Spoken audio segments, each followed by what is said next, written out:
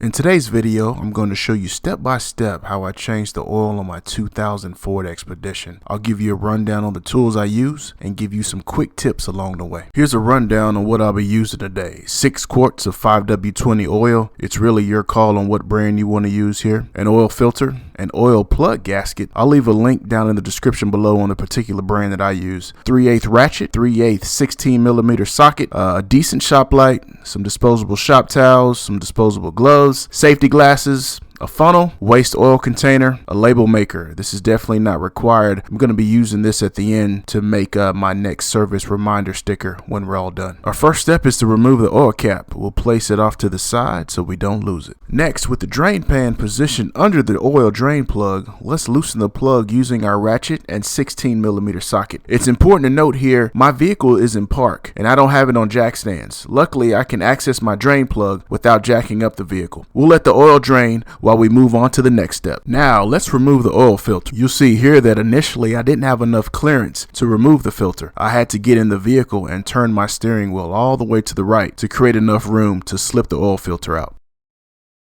With the oil still draining, let's go to the bench and prep our oil filter and drain plug. Let's verify the old gasket came off and lubricate the new gasket. This can be done easily by applying the KISS method. I actually learned this trick from watching Brian's Mobile 1. For those of you who don't know, he's one of the pioneers when it comes to automotive technicians on YouTube, so big shout out to him. This technique allows you to verify in one step that the old gasket came off and that the new gasket is properly lubricated. Now that the new oil filter gasket is lubricated, let's put it back on the vehicle. Take your time. You shouldn't have to force this thing on. The last thing you want to do is cross thread an oil filter. I like to tighten the filter until it's about hand tight. You don't have to kill it. In order to prevent any leaks from around the drain plug, I like to change the drain plug gasket every oil change. Here I'm using a screwdriver to get the old gasket off and then putting the new gasket on. I'll leave a link down in the description below if you're interested in picking up one of these gaskets. Now let's take our drain plug back to the vehicle and install it. First, let's tighten the drain plug by hand. Again, take your time. Doing it by hand reduces our chances of cross-threading the plug. Now let's get our ratchet with the 16mm socket and tighten the plug to the proper torque spec. Don't over-tighten the plug, just snug it up and go about another quarter of a turn. Let's wipe away any residual oil from around the plug. Next, let's go back to the front of the vehicle and fill the engine with oil. I've come to love these tall funnels. They allow you to load them up with oil instead of the old pour and wait method. Do a visual check of the oil drain plug and the oil filter area and make sure you don't have any leaks. Don't forget to put that oil cap back on. After pouring 6 quarts of oil in, let's check our oil level. Our level looks good. Oil looks nice and clean. I like to use my label maker to make my next oil change reminder that I can stick to the windshield. This allows me to determine at a glance when my next oil change is due. If you made it this far, you're all done. It wouldn't hurt to let the vehicle run for a while and check for any leaks. And please remember to safely dispose of your waste oil. I'll leave a link to the products I use in the description below. I hope this video helped you out. Have an awesome day, and thanks for watching.